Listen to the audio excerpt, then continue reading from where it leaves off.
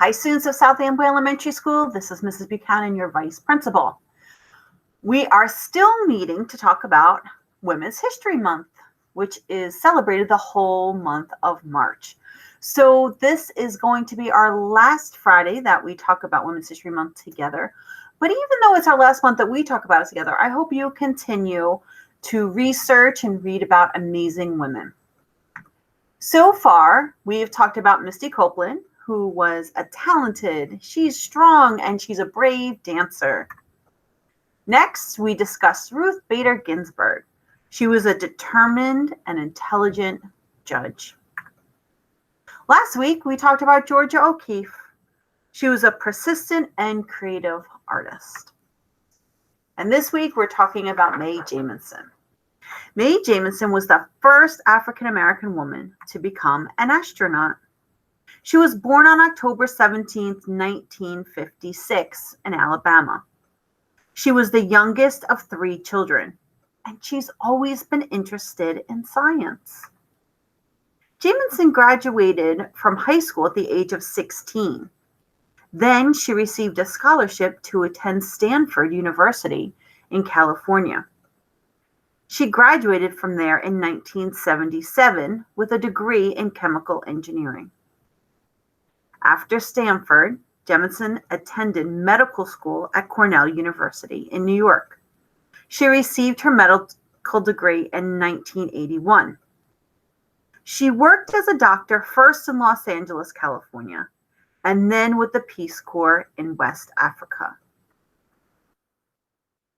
Then Jemison applied to NASA to become an astronaut.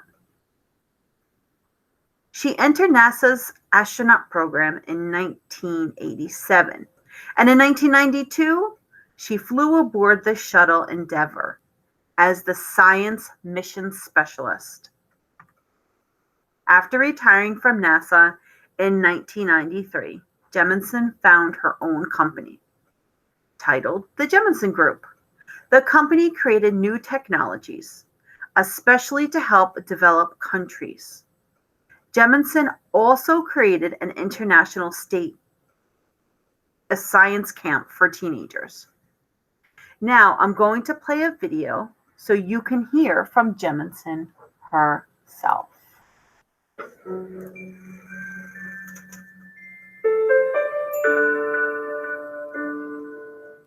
I grew up in the 60s. I lived on the south side of Chicago, and I was a young girl who loved to stare up at the stars. I imagined myself going there. I studied all the things about the Apollo program. I knew what mission was going to take place when, what it was supposed to accomplish. I decided to go to medical school because I wanted to do something called biomedical engineering. While I was in medical school, I had the opportunity to go and work in a Cambodian refugee camp. I went on a study group in Cuba. I worked with the flying doctors in East Africa. But I still wanted to go into space, so I applied. Picked up the phone. I called down the Johnson Space Center. I said, I would like an application to be an astronaut. They didn't laugh. I turned in the application. There may be a certain naivete when I say, when I applied to the astronaut program, I didn't even think about the fact of whether I would be the first African-American woman in space or anything like that. It didn't even cross my mind. I wanted to go into space. I couldn't have cared if there had been 1,000 people in space before me or whether there had been none. I wanted to go. I thought it was important to take to space with me things that represented people who sometimes are not included. So I took a poster of Judith Jamison performing the dance cry. I took a Bundu statue, which was for the Women's Society in West Africa. I took up a flag for the Alpha Kappa Alpha sorority, the oldest African-American women's sorority in the United States, because they hadn't been included. And I thought that was an important thing to do. For me, the experience was one that made me feel very connected with the universe. I felt my being was as much a part of this universe as any star, as any comet. It helped me to recognize that right now, we're in space. This Earth is part of that universe. That was my grand connection. And then I looked down and I saw Chicago. I thought about the little girl who had assumed she would go into space. what would my younger self have thought if she met me? And I think she would have been tickled.